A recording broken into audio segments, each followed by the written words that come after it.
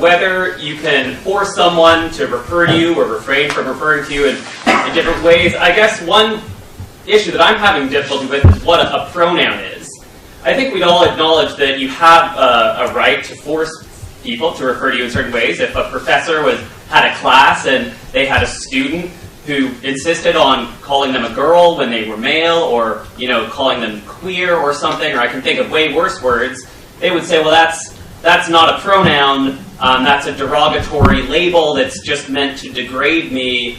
But who's to say what is a pronoun? And I'm not sure that it necessarily would change if 95 or 97 friends all insisted on sort of degrading or using that pejorative label to the person. And I think that people who are transgendered or whatever do experience, when people use the wrong gender labels to them, they've experienced real prejudice. They experience it as kind of oppressive in that way. So I don't know if identity is a subject or an object, but I do know that we place important demands on one another. I don't know about nature, but I know that fundamentally, like, our society is going to work better if we respect each other, and I think history bears that out. That self-respect and allowing people's self-identification to play a role in that public aspect. We do already have limits on how people can refer to each other, and they're informed by how people want themselves to be referred to. Okay. Well, that's a lot of questions. So, and that's, I'm not trying to be smart aleck about that. It's just, I'm going to have to sort that out for a minute. Well, the first thing I would say is, pronouns, and I'm not a linguist, so I'm not going to be able to whip this off the top of my head, although I do know that there is a psychologist named James Pennebaker who's written a whole book on pronouns, which you might be interested in referring to, and pronouns turn out to be extraordinarily important as signifiers, but they're also part of what's called a closed linguistic category, and they don't change. And so that's something that's useful to know. But you also bring up the distinction, or the lack of distinction, or made a lack of distinction between adjectives and pronouns. And that's pretty interesting, because there's no real reason why, if you can't insist upon which pronoun I use to address you, you can't also insist on which adjective I use to address you. And there's a lot more adjectives. And so that's, because I don't see, like, if you can choose your damn pronoun, why can't you choose your adjective? I mean, adjectives are, the words you listed as pejorative were actually not pronouns, they were adjectives. And so you can object to them. And there's no shortage of times when you use a pejorative adjective to describe someone, especially if you believe that they've misbehaved. It's like, if the person can insist upon their pronoun, why can't they insist upon their adjective? And that's another part of this problem with this multiplicative complexity that it isn't addressed properly within the law. With regards to respect, you said, well, human civilization progresses a lot better if we respect one another, and I actually don't believe that at all. I believe that human civilization progresses and maintains itself when we respect people who've earned respect. You don't just respect everybody randomly. Well, what the hell use is respect if you just respect people randomly? It's like inflating the currency, It's like the Simpsons episode where, Bart gets a trophy because it's every child gets a trophy day. All you do is inflate the currency. Respect is actually limited to that category of people who have earned respect in some manner. So whatever you're talking about with regards to, say, common decency between people, it's not respect. And the definitions actually matter. They matter a lot. And so I hear the respect argument all the time, but you also can't force me to respect you. You might be able to force me to act like I respect you, but you can't force me to respect you. It's just not possible. You could break me, I suppose, and then perhaps I would do it, although I can't see exactly how precisely. But so there's a number of, I get your point, and I'm not trying to denigrate it in any sense. There's a complex issue here, which is, to what degree do you allow individuals to govern the conversation that's had about them in their presence or otherwise. But I would just revert back to my original argument, which is that's a negotiation. It's either a negotiation. You got 3 states. You can negotiate with someone. You can be their slave, or you can be their tyrant. And I would pick negotiation, but as far as I'm concerned, the law right now, as it's currently instantiated, is a tyrant, and it makes people into its slave, and we're going to pay for that. And it's predicated on, hypothetically, on and prosecutors.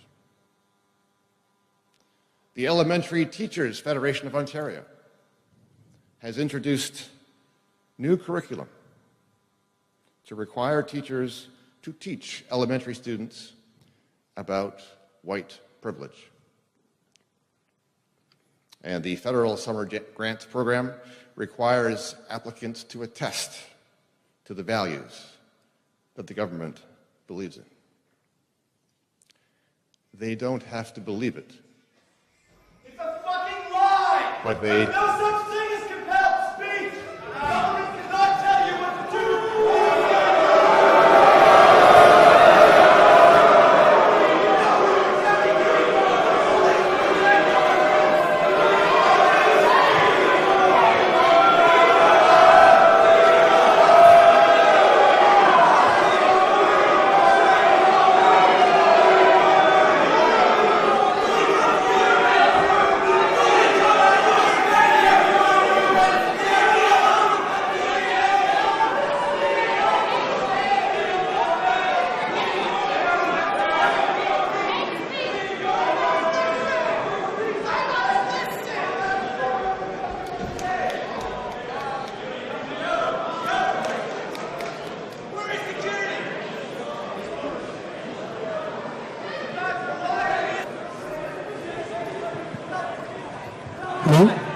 That's pure narcissism at work, by the way.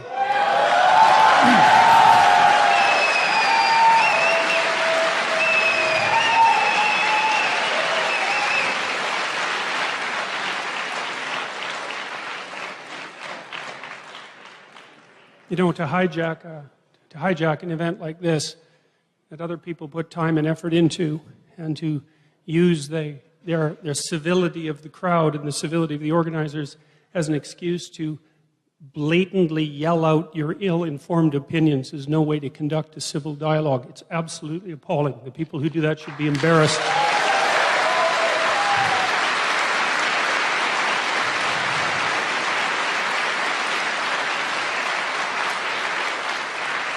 I guess I would also say that as students and as faculty members, you shouldn't put up with it. There's no way that you should allow people who are doing this to hijack your educational opportunities and to bend and twist the functions and the structures of the university. It's not a good thing, not in any way at all. I would say that was a very disgraceful display, fundamentally. So let's stick with it. Why do you think people are afraid of free speech?